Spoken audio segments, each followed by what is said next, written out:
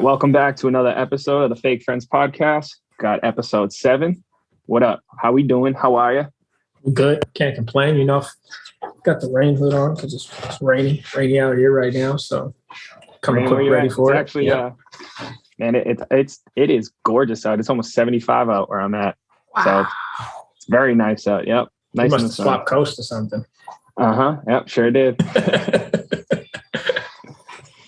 Yeah. So I mean, what can you do? It's fall time, and I'm not mad that about time of it. year. Yep. Yeah, that time of year. You're gonna get some warmer days and some cooler days mixed together. Just how it is. Yeah. But but I'm looking forward to it. So what's going on? It's good with you. Hey, I recently joined the Shib Army. Wow. I wouldn't say recently. I've been a part of the Shib Army, but I think silently a part of it. But silently coming out of it. Coming out of it. Coming out of it. But I think I've upped my position of stake in it. Used to be, I guess, a soldier. I call myself probably a sergeant now in the Shib Army for sure. Wow. But on a more serious note, I do think that's gonna drastically affect some people's lives within the next year or so. It's not financial advice. Just see it as an opportunity. It's just an opportunity. That's all I'm gonna say to people. That's all I'm gonna say. If I were you, this is what I would do. That might be my new thing. Instead of making suggestions, it would just be, if I were you, this is what I would do. I'd cop a little bit of Shib here and there. $1,000, $2,000 of an investment might change your life a year from now, and some very substantial gains, and it might be worth it. So, might want to look into that. And as you mentioned that, I am currently buying more Shib because I as well joined the Shib Army officially. I'd say so. I mean, let's think about this. I know so much has happened since 2020, but maybe when did that Doge thing happen? When did that happen? It really kind of took off last year. Do we know for sure, like around like a date? I think it was springtime, maybe. Yeah, okay. Spring 2020, right? Close to that, yeah, because it was around the time the squeeze was going on with like AMC and all that good stuff. And see, boom, 3 million. There you go. Yeah. Wow. I'm gonna have to track that investment. I'll do the math later, see what I'm totally invested in. But yeah, so it was what, like spring 2020, we'll say. So with Doge, that obviously was like this big hype around a nothing coin. And for people that were in it, I mean, I think it was around since 2015, maybe? Does that sound right? I'm pulling up right now to see the. And yeah, I mean, it's been here since about 14, 15. But okay. It kind of peaked and hyped. Yeah. And at the time, when it was hyped up and it was still affordable to like swing trade it and make good money, I was just kind of like, dude, F this shit, has no fundamentals. Like, it's not there's no practical use for it. So I kind of just stayed away from it, put some money into it, then just pulled it out because like, F this stupid shit. I didn't really understand like these alternate coin world, even though I was like familiar with some other ones, but in terms of like that style, wasn't too familiar and had a pretty decent understanding of Bitcoin. And then I do remember when like Shiba Inu came out and people saying like, oh, this is the next one that's gonna boom. So I was just kind of like, well, I saw what Doge did, and even though I didn't I don't want to say agree with what happened, but just didn't really fully understand it, just thought it was stupid. I was like, you know what, I'll throw a little into it. Let me see how expensive it is. I got a crypto wallet that you could purchase it on. This is before it was available on Coinbase. And dude, I think I just got like 1 million coins for like $16 or something. And I was like, oh, I'm set. Like, hell yeah, I'm good. And then kind of maybe like a month or two later, bought a little more, bought like another million, had like 2 million, was like, yeah, I'm cool. And then it was like a few months after to where we saw this recent spike and you mentioned it to me like, dude, you see what Shib's doing? I was like, nah. And then I saw like, oh shit. Like I was up. And it wasn't much, but I was up and, just kind of seeing why it had the boom that it did for them trying to burn. They're trying to burn the amount on top of, move it to a new blockchain, and now you can purchase it with like NFTs. We'll talk a little bit more about that, but basically, to end this long story, I became a part of the Shib army because I threw in way more. I got some decent coin. I'm up there, I'm on my way to 100 million coin. That's the goal. That's the target. And tell me your thoughts about why Shib is either the best or stupidest idea you could have. I just think my kid's wilding. Yeah, I think the children must play. They must. Yeah, I think it's I think it's a smart move right now because I think you're in the beginning stages of, if you want to compare it, like you said, to a Doge, you're in the beginning stages of that. And it is, from my interpretation, it moves independently from the current crypto market, which it definitely does. Which is why I think it's a very smart move, because right now it's cheap to get into a very good position if it ever does boom. And if it, we've talked, there's the separation of it is there's an abundance of it, right? So to really make it more valuable, they've got to kind of basically just destroy trillions of coins, which might take some time, but it's not impossible. But then there's other components that kind of negate the needing to destroy these coins, such as NFTs, as you mentioned. If you can purchase NFTs with this coin, it becomes more valuable now that it's useful. It's also like it just got on Coinbase, I think. I can't even remember, maybe a few months ago. That's got to be recently. Yeah, I think like a month, maybe a few months ago. So it's not even accessible to everybody. Yeah. Imagine when it gets accessible to people on Robinhood. They use Robinhood, and along with burning and the purchase of NFTs, I just think right now is the time to have 100+ million coins of Shib. And if you do, the day that it gets like the what they call the hype and momentum behind it, because it could be something, that's when you kind of just have to, ride the wave. Because if you get up there, you ready to go to sleep? Yeah, he's ready to go to sleep. We'll bring him on the show. But, there you go. Ready to go to sleep? Yeah. If you got 100+ million coins right now, by the time the momentum gets behind it, like, the hype is usually like the push to a penny. And right now, I don't even know. I'm not a math whiz. It's like 0.0000. I think 4 zeros and a two and some change. You cut off 2 zeros and you got 100 million coins. You make a substantial gain for maybe a $2,000 investment right now. And that, to me, is a realistic opportunity, considering the stages it's in and how independently it moves from all these other crypto coins.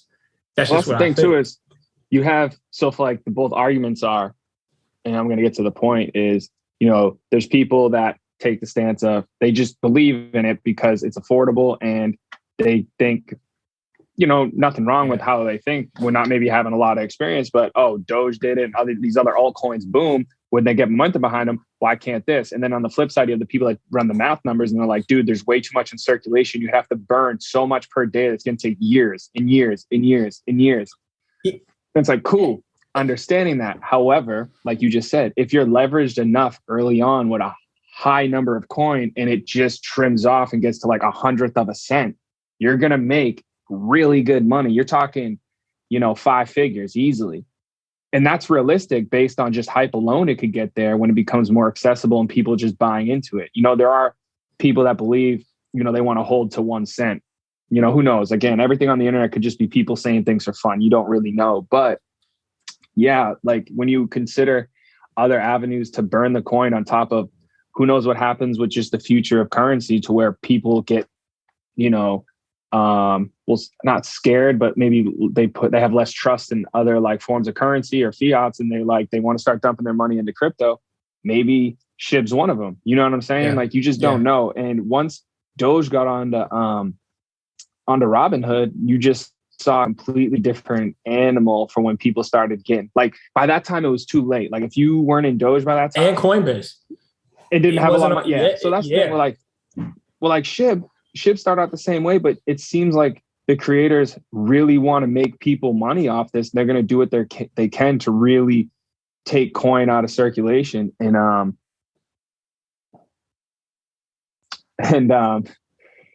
you know, I think it's worth the risk. Like you said, if you have, you know, like at least even a couple $100, like $300-$400 just to toss in there, that can still make you a couple thousand if it goes up, you know? So it's like, but the more you could leverage, explain why maybe having like 100, why having 100 coin might be the marker for now. So a good analogy I like to use, as I told you before, is like, to me, investing is a risk, just like gambling, right? And so like, if you view gambling in a sense of how much I could lose, you're not going to necessarily value the reward as much as you are how much you're risking. So take Shib, for example. If you've got $500 that you're okay with losing, right? And you go, and I'm gonna do the math with it here. If you take $500 right now and you go purchase Shib at its current price, right? And this is just like off, example based. This is definitely not financial advice. I'm the last person you want to take that from, because I use my money to buy sneakers and shit. It's not the smartest thing you can do all the time.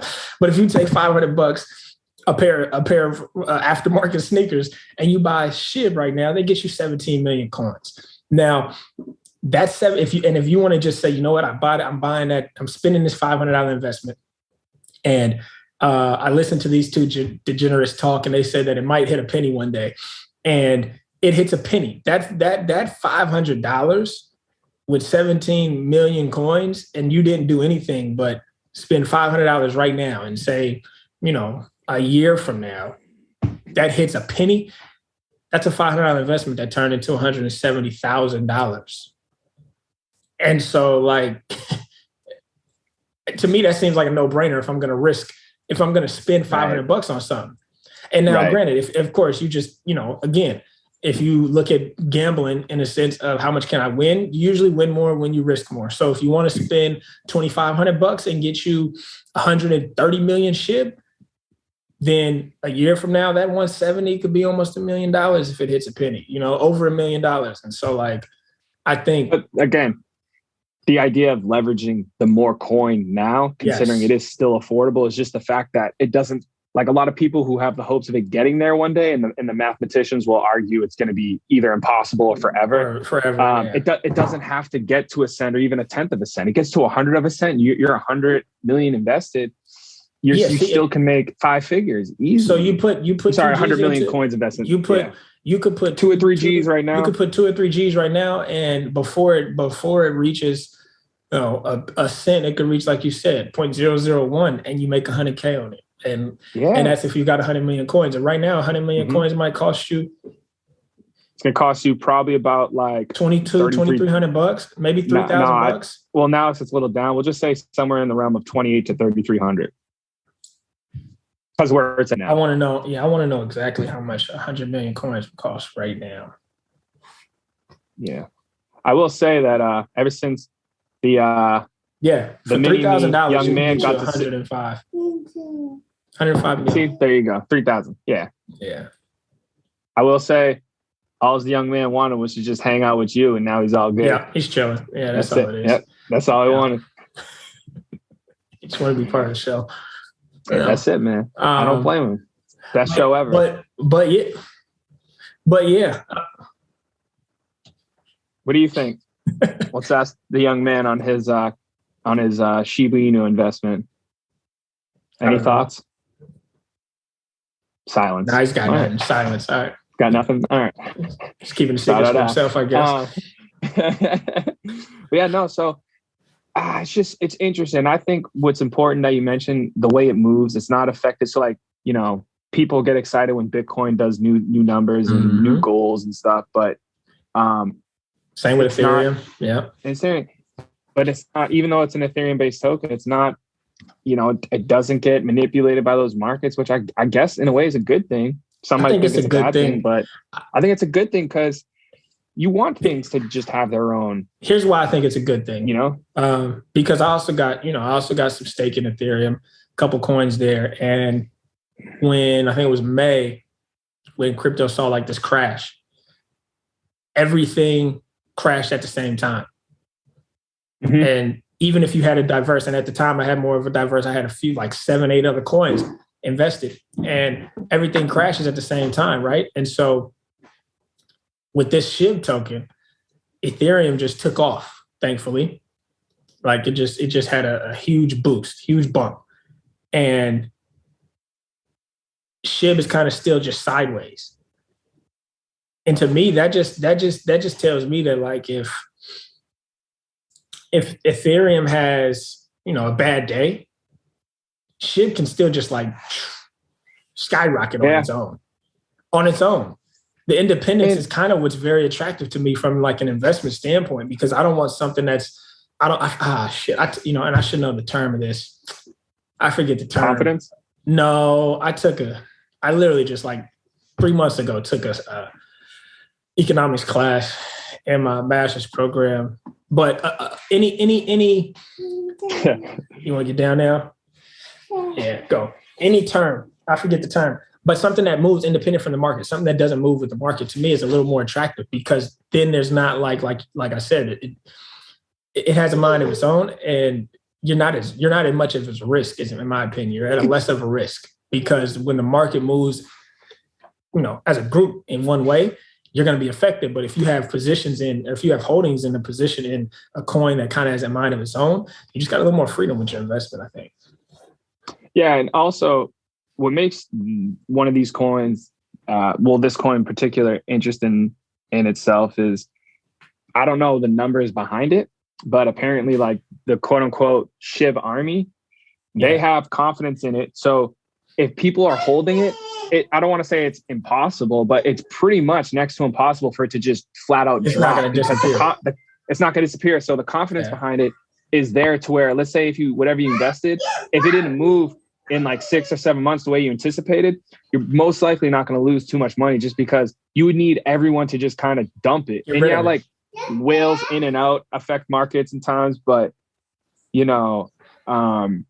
what's really going to affect this coin seeing success is not so much the people invested in it. It's the people being able to apply it, and the creators who can allow the burning of it to really have a to trim the circulation, because there's just something there, man. I don't know. I think it's worth it. I know there is. I really do. I really do. I just think it's worth it. And considering your dollar doesn't have value in itself, I mean, there's really no difference in having a dollar as opposed to like some crypto. Yeah, that's a whole other conversation, I think, in terms of why that's SHIB fever, baby. Yeah, why that's SHIB fever, baby. But again, I mean, I really just started investing maybe 2 years ago, and I've taken some losses. I've had some great games, and I just think that this hunch that I got on SHIB is, this time next year it might be a different conversation. Could be in the same position. I'll tell you what I am certain about is what I've invested so far. This time next year, I don't see it being completely gone. I don't even see half of it being gone. I only see at minimum a 50% return on what I've already invested this time next year. And in my opinion, like, investing isn't it's not a quick flip most of the time. You don't do it for a quick and it flip. shouldn't be. It shouldn't be. Yeah. And so like it's really a matter of perspective in terms of how you measure your gains. And in something like this where you can I think the gains they're like, there's no ceiling on it, which is why, like you said, you just get fever over it, because you're like, you just want to continue to, you want to continue to like up your position. Like every day I'm thinking about, I should probably buy some more SHIB. I got a really good position right now where I'm at, to a point where I could ride it out. I could get my investment back out and still ride it out in a great position right now, and I'm like, I want more, just because I think it's going to be a fantastic investment a year from now. Yeah. So like for myself, I mean, I have to quickly just add what I just bought. I think the 3 million coins I just bought because of service fees might have been like $88 or something like that. But I want to say, even with the money I have invested, if I pulled it all out right now, I would still be up. Like, not a lot, like less than $100, but I'd still be up. So even though I put like a decent, like shit, I'll say low key balls deep in the Shib army, I could pull it all out and I'm good. So, get your whole investment back. That's what I'm saying. Yeah. Like right now, I can get my investment back and take a little bit of gains and still have what they would call house money in holdings in this coin, to where if I just wanted to sit on house money and watch it ride, I could just watch it ride out. Because that's what I mean, the reason why getting to 100 million is ideal in this situation before it starts to pop is because you can pull out your investment earlier on with still having an abundance of coins. So let's say you're at like that 100 million threshold, and then it finally starts to get to like four zeros and a 4, 4 zeros and a 5. Damn, you can damn near sell anywhere from like 25 to 40, maybe 50% of your coin to see your investment back on top of with some slight gains. And then you have 50 to 70 million coins of house money to now when this thing gets even more momentum. Because what I think is going to happen, and again, it all is indicative of how much they can burn, but when this coin starts to really start trimming like a zero, so like getting to like an 1,000th of a cent, 100th of a cent in that realm, I think you're going to see more and more people start to get in on it, to day trade it. You're going to see more things going on. And again, if the more you're leveraged at that point, your out is sooner than everyone else is in. So and that to me is the position you want to be in. Because I don't think everyone should want to be like, oh, to a penny. I mean, I get it. But it's like, if you've already made like significant life-changing gains before it even, let's say, it does miraculously get to a cent. Well, shit. And if you have at least like 1 million to 5 million coins up by the time it's at a cent, do the math. I mean, you're still sitting pretty on top of, let's say it does a Doge run. Doge got up to what, like 67, 72 cents or something? Something like that. And you got to be realistic. Coins. You got to be realistic when you're investing too. So like you said, if you, in my mind, the position to be in is I can get out of here. I can get out of here prior to the penny. And if I can get out prior to the penny with a 5 to 6 figure gain, then it's a matter of me being smart with my own money and reinvesting that elsewhere. Because it's not a quick flip. It's not a scratch it. It's not a lotto ticket in my opinion. And so you can't invest into anything thinking that I'm gonna put 5, 1,000, 2,000, 3,000 bucks into something and expect that this $3,000 investment is going to change my life to the point where I don't have to do anything ever again. That I just think that's like unrealistic for any type of investment. So the way that you should view this investment in particular, in my opinion, because it does have a little more risk, just because it's literally it's intangible. You can't touch crypto. Like there's nothing physical about it. But it can be a profitable investment. And if it does turn into gains, you take those gains and put them into something more tangible. You understand what I'm saying? Like, to me, that's how I view the investment move when it comes to crypto.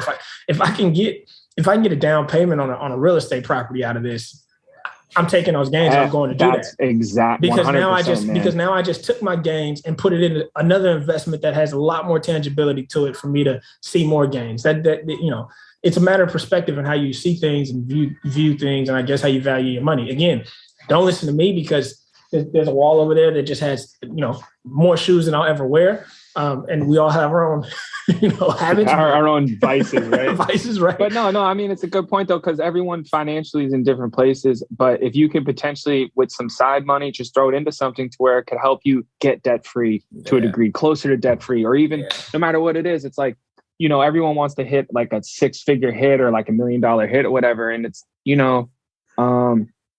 if you it's possible with something like this Shib coin for sure, depending on how much you leverage early on. Because like I said, if I can get significant gains by like it gets to 100th of a penny, sure, I'm going to sell most of that, take that profit. I'll be financially free. I can invest it elsewhere on top of leaving some other, leaving like a couple million in there to where if it does miraculously boom to this place it's not supposed to, I can still reap the benefits of that. You know, like put this into because of the rate of like the like if we were to do like a chart, the closer it gets to the penny, the rise in value to your coin goes. So it's like the less coin you have, the closer it is to a penny, you're in a good situation. You know what I mean? So if I only have like 1 million to 5 million coin by the time it's potentially getting close to a penny, I'm super satisfied with that because I know that's big money. I'm going to put top this of the gains you've already taken along the way. You're absolutely right. I want to put this into a little bit of more perspective. Let's say right now, again, you take $500 or you take $1,000 and you get 35 million coins, right? And it shaves off a couple of zeros. You can take your $1,000 back out. You could sell, let's say you sell 25 million of those coins after it shaves off a couple of zeros. I don't know the math off the top of my head. I'm just using this for an example. And you get at least your $1,000 back and you take some gains, but nonetheless, you got 10 million coins left. And that 10 million coins is all house money. Like that's money you've made. That's not money you're losing out of your life savings, nothing. And you choose to sit on that 10 million coins until it reaches a penny. That's $100,000. And you've only invested $1,000. You got your investment back plus some gains.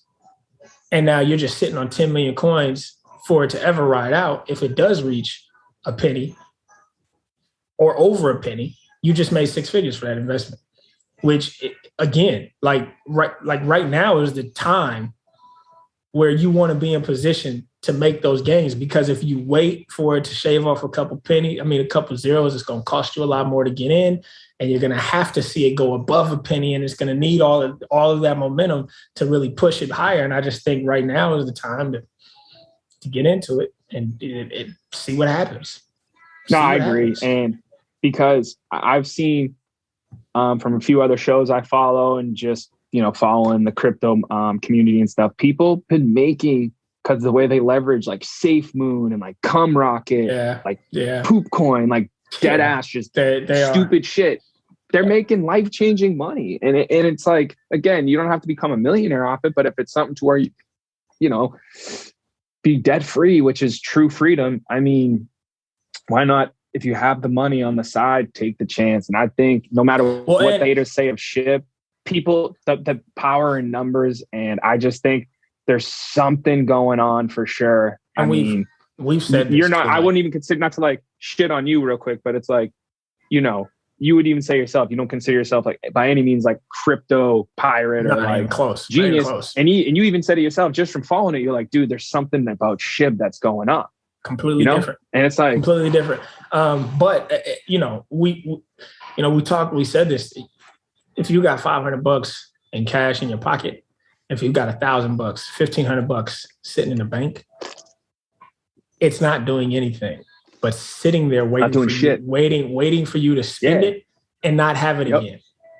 Yep. And I think that's really where your perspective starts to change when it comes to investing, because you could look at it as like a bank that you're putting your $1,500 into that has opportunity to gain and grow. And even if you lose it, like if you put $1,500 in and the coin decreases in value and you lose $500, matter of perspective. If you took $500 out of your $1,500 savings to go spend it on something, it's the same thing. Yeah, sure, you might have got something material for it, or you might have experienced something for it, but it's the same. It's the same. The same thing is happening. You're either putting your money into something where it can turn into more money, or you're putting your money into something to where you don't have the money anymore. And like maybe it just takes a minute for certain people, different people, where you're at in life. Like you said, if you've got some money laying around that you value to the point of, I want to just have this money and not do anything with it. Okay. But if you're in a position where you can expend that money to potentially turn into more money, and that's with anything, not just Shib. That's just with like anything that you feel confident in. I mean, take the stock market, which it might be shits in 5 months. But if you like certain brands and you like certain stocks, certain brands, go invest in their stock. It can't hurt. It can't hurt unless the stock market crashes. Yeah, and I think for some people too is who might not know a lot financially about like banks and stuff like that, or just money in general. I think first and foremost, everyone's got to get over, including myself. You get like this ego thing going when you like see numbers in your bank account. Like it makes you feel a certain way. It's not so much about having a lot of money. It's just like a comfort thing, knowing like, oh, I have this. So security, if you spend it, you feel weird. But the thing about a savings account is banks don't have compound interest anymore. So no matter what that total is in your savings account, again, you want to have enough in there in case of emergency. But it's like if you could take anywhere out from like $1,500 to $1,000 to put into something that has opportunity to grow, it's not a waste of money. Don't look at it as like, oh, I just spent this much. It's more like, oh, I just gave myself potential to grow. And that's what anything, like any form of investment, not just I think you crypto should honestly, or whatever. Again, this is not financial advice. I'm very, what's the word? My financial literacy is very illiterate, if I have to say so myself. But I think that's just how you should perceive anytime you're spending money. It's a matter of value. Like, if it's something you value, spend the money on it, because you're not losing that money. You're gaining something you value. You're gaining something of value to you. And that's just how you should, perceive the expense of money. Granted, there's life expenses that you have to just, endure. But outside of those expenses, just, be smarter with your money. I think we talked about it maybe a couple episodes ago. Like, hey, it's a choice that you make, and only you can make the choice. Like nobody else. No one's coming to save you. Nobody's coming to save you. Nobody else is doing it for you. Like it's your choice. Mm-hmm. So, and I think it's kind of misperceived also, or gets, misconstrued when it comes to like, you need a lot of money to invest, and you don't. You can start by investing in yourself. So when you get a paycheck, whenever you make some money, save $20 of it. That's an investment in yourself. Because if you do that consistently, that turns into something more than what you had. And that's how you just got to perceive, an investment. So couldn't agree more. Yeah. But I mean, Shib Army is strong, riding Shib to the bank. Shib for life. Shib for life.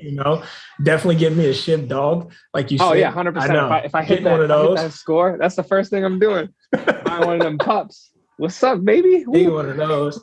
Yeah. I'm gonna call if I do, I'm gonna get them, and I'm gonna call them. I think I'm gonna name them like Life Changer or something. Maybe I'll just name them Life or something. I don't know. We'll see. I'll probably name mine Odin, but whatever. It's a great name. It's a great dog name, man. Come on. It is. So, but yeah, man. Outside of that world, not too much newness is going on. Postseason's getting crazy. Baseball's wild. It looks like the Braves are going to the World Series. How about that? You know what pisses me off about that? I love baseball. I have no hate on teams besides the Yankees, not because it's whatever. Fuck the Yankees, but great team. Ronald Acuna I know Freddie Freeman's like the leader of that team, but Ronald Acuna is like the spirit of that team. He's the heartbeat. He's there. He's the exactly. And him not being there makes it just not as enjoyable, man. It's not the same. And that's no disrespect to any of those guys, because Ozzy Albies is a stud, like superstar. The Austin Riley kid is a gamer. Swanson. And Swanson, for what he's became, he used to get shit on for his defense. He's a solid freaking player, man. He's a solid player. The guys they brought in with Jock, Jorge Soler, and Eddie Rosario are all solid players. Like people don't realize Eddie Rosario is a slugging machine. Like go check his stats and see how many doubles and homers he's hit over the last few years. That was a sneaky pickup. And but again, even though they restructured their outfield, and even Adam Duvall, who can swing the long ball, but it's like they bring in these guys to replace Acuna, but just not having him there, it's just like Braves, cool team. Wouldn't be mad if they won it all, but I just wouldn't feel right to me with Acuna not being there. Because Acuna's not there. He's the unfortunate turn of events with the injury. But like, I will say, I think it speaks volumes to that team that they're in the position they're in without him. Their manager, man, got to give credit to him too. Got to give props to where props are due, and I'm impressed that they're up 3-1 right now on the Dodgers. I am. Mm-hmm. I thought the Dodgers had that series, and I really think it's unfortunate that who was it just went down? Turner. Turner's done. He's got I think a grade 2 strain of the hammy. That looked bad when he was running. Postseason vet, and that's going to that's grade ABs. That's going to be a gut punch to the Dodgers to kind of overcome. Because they were already down with Muncy and who was the other guy that's down? Exactly.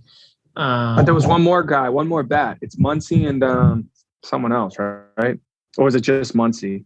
Might have been just Muncy because Bellinger was at first yesterday. Was it Taylor? I saw Lux playing. Was Lux at short second yesterday? No, Lux is in center now. Lux is at center. That's right. Okay.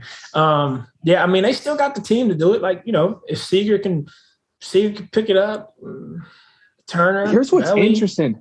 I'll tell you what. I've never seen. I know they got the names, but they got the guys. I've never seen a postseason where there's been zero starting pitching. It seems like teams just have no more starting pitching. It's just like one guy. Everybody's hitting the ball. Yeah, it's crazy. You know why? It's because the Astros probably just shared their secrets. Yeah, right. But no, it's like, again, like Max Scherzer pitched the other day and he even said himself, he's like, oh, like, yeah, my arm's gassed. Like, I'm tired. Yeah, like, I'm done. I still think you're seeing some of the ramifications of 2020. Oh, yeah, for sure. Yep. I think that's kind of setting in with guys, and this, we both experienced it. Baseball is just a game of consistency where a break in a routine does set you back. And I think 2020, even though they got a modified season in, that also modified their off season.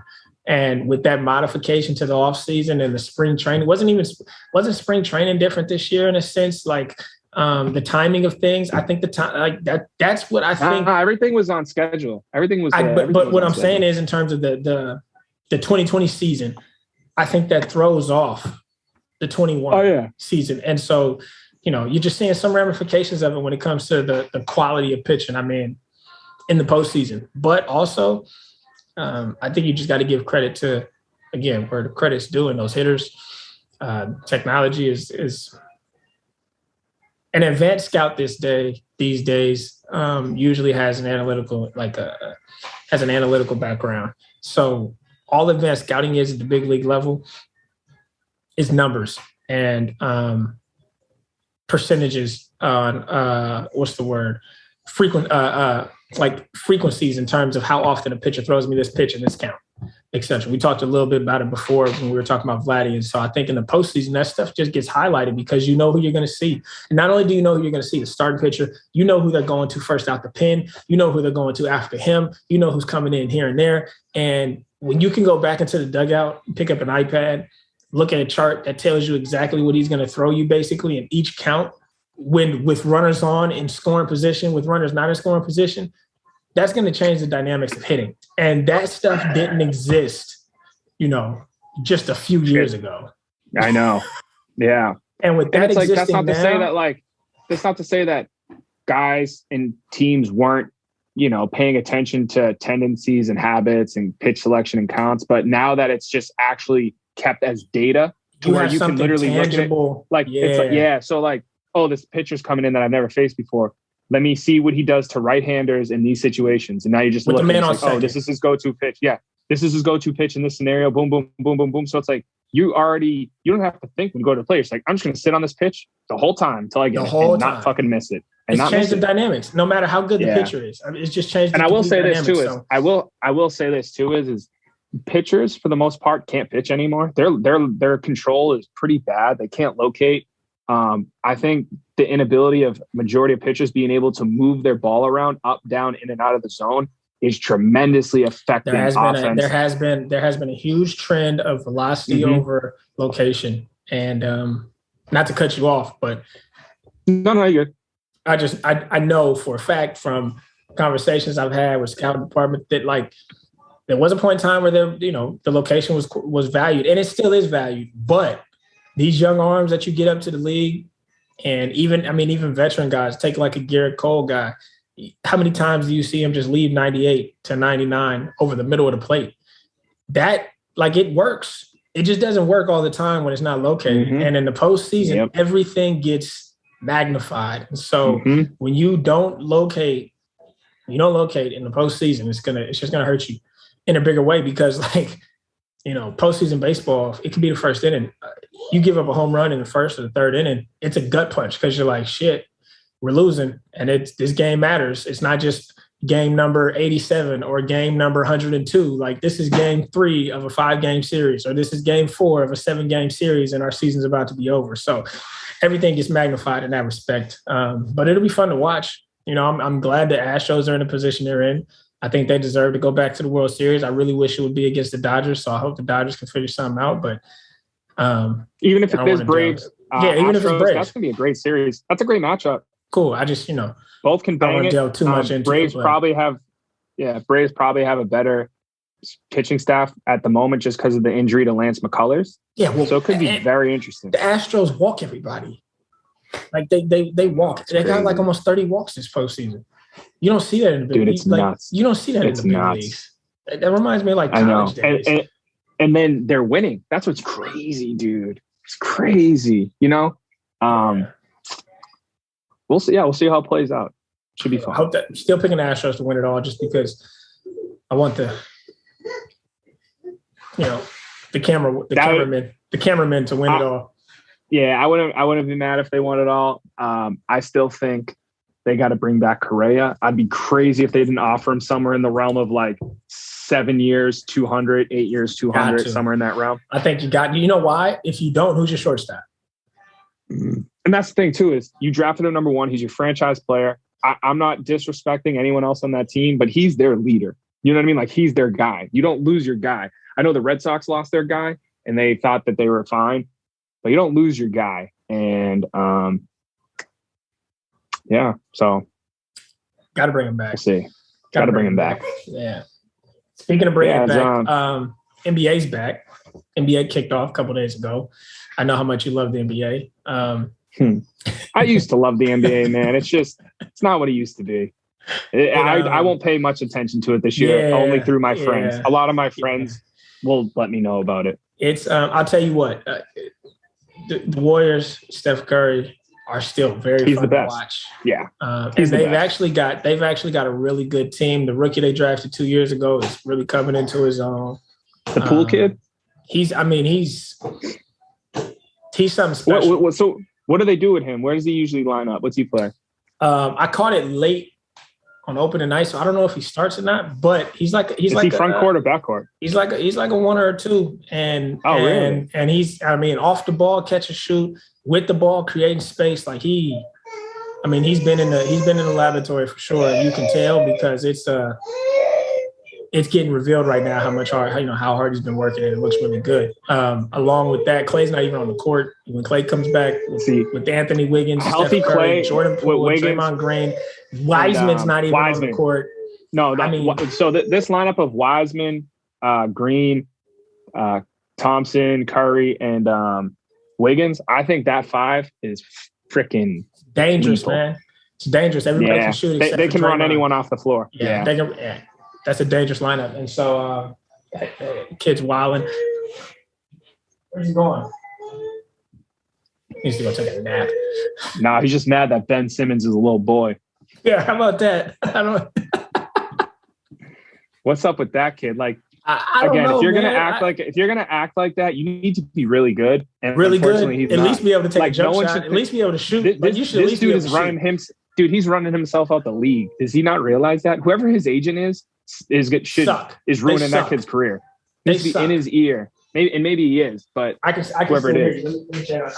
But it's this kid. I'm not too familiar with the situation, but it sounds like he just doesn't want to be in Philly anymore. But it's like, bro, you're not good, so you can't dictate where you go. I'm like, that's the thing. Like, usually, this isn't. Hang on, let's try to bring him back. Here we go. Look at that. See. Just go to sleep. You sleepy? Yep. You sleepy, huh? The Ben Simmons situation is interesting because this isn't a James Harden situation. James Harden, no team is going to be like, nah, we don't really want James Harden. He's an automatic bucket. We don't want him. Ben Simmons Ben Simmons is a liability. I was going to say, he's a liability. He's a liability, and he's acting as if he's just a very valuable basketball player. Now, I will point out he is 6'10", handles the rock, can facilitate, can rebound, and can get to the bucket. But in the NBA, in today's game, if you can't shoot, you don't have much value. It's that simple. Yeah, you cannot shoot, and you just don't have that much value. Even the 7-footers are shooting the ball. So I don't know what's going on with that. I also think some part of the blame is Doc Rivers. I don't know too much, but part of being a head coach at the professional level is managing egos. And when you got a case like this with a young kid, how old is Ben Simmons? Maybe 25, mid-20s? I was about to say maybe 25. He only did a year at LSU, so he was 19 when he got drafted. He might not even be 20. He might be 23, 24. 23.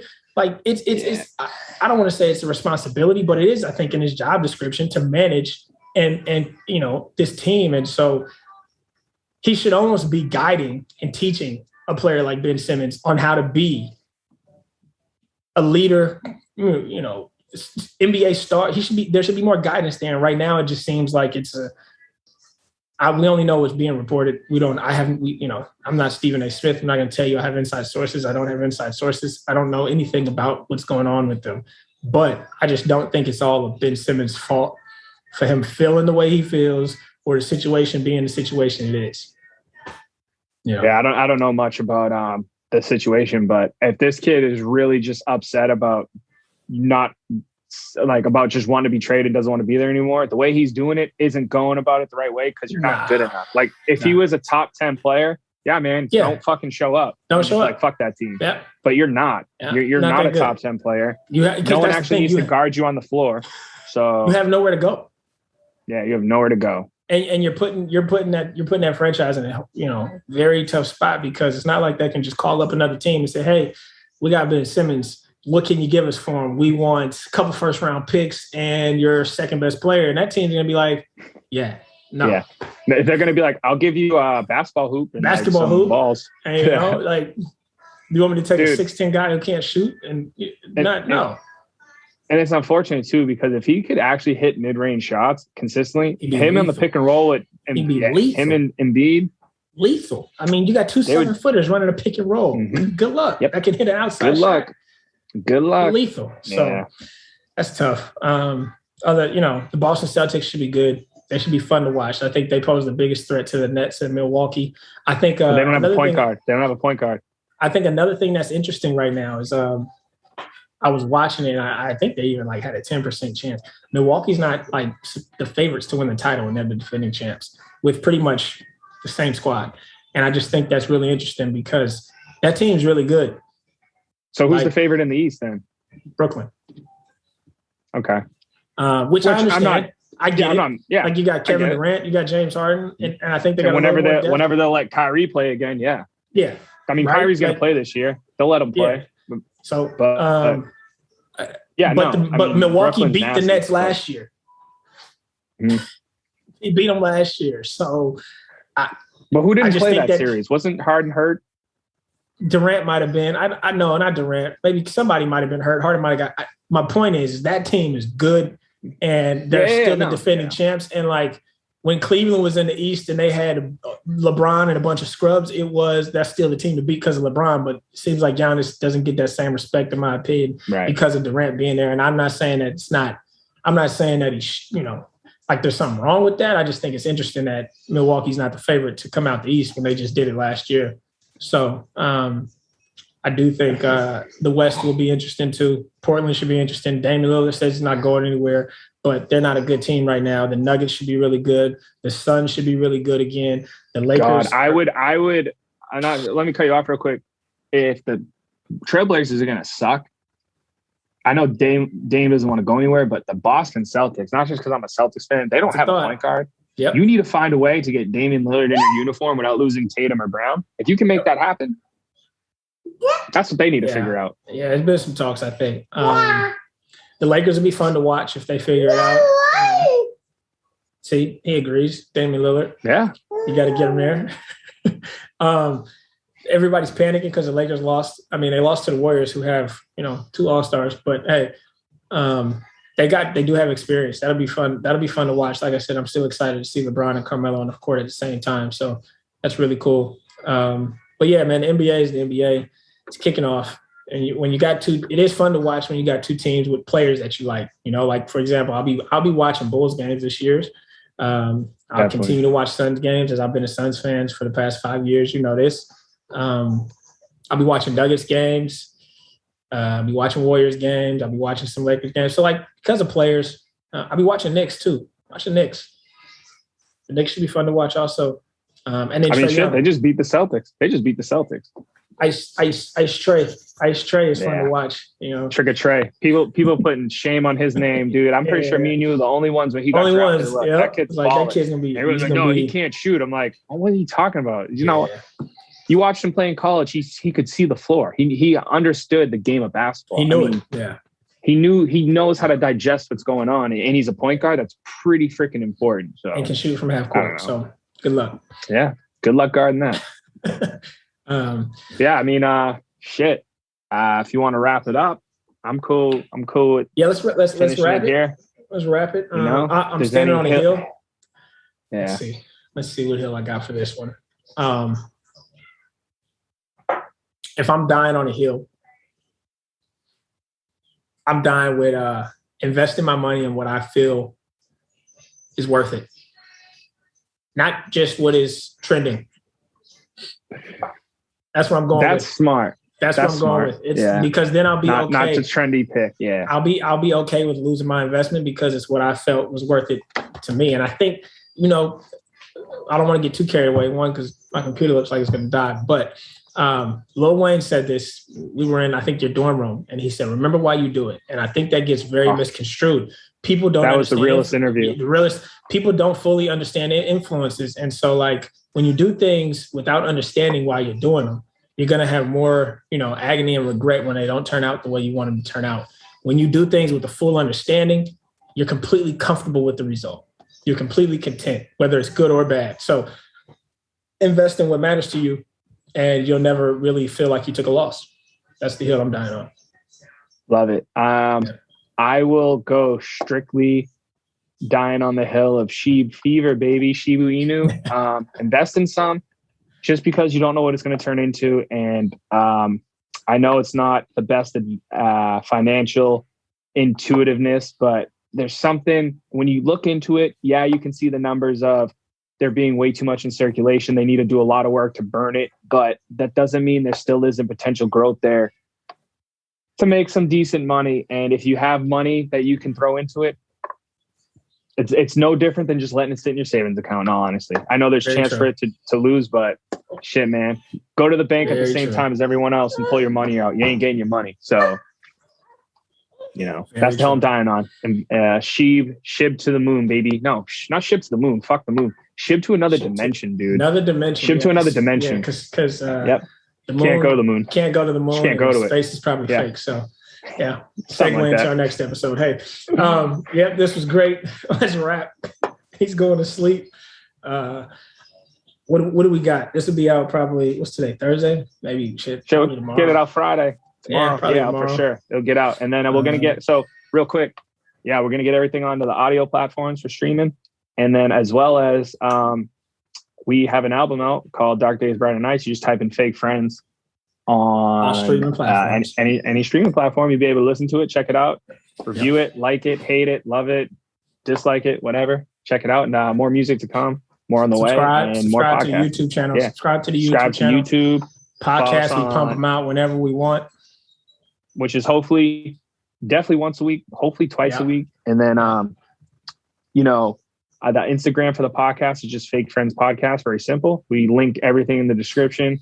And as well as we have a TikTok, we're going to grow that. And let's have some fun, man. Join the discussion. And the more we build the community, the more fun we can have on other platforms. And and I want to open this up because we love conversation. So if you happen to watch this, or the few people that happen to watch this probably can count them on one or two hands. If you want to join the discussion off of anything you've seen us discuss, or you want to bring up some points, hit us up. We love having guests. It's real easy to figure it out. Like you saw in the last episode, we brought a guest on to talk some sneakers. If you want to bring guests, hit us up. I saw, I think you were chuckling at this earlier. I saw K Dolo respond to us and let us know what are the best sneakers. So shout out to K. Shout out to K Rolo. 100%. We got to get him. Got to come on, man. Here. We'll just have a reminiscent episode. Yep. Got to get him on talk here. baseball. Yep.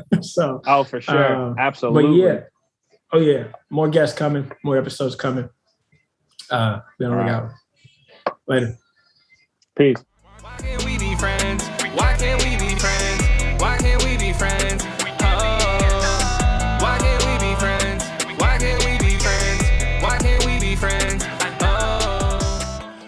told her.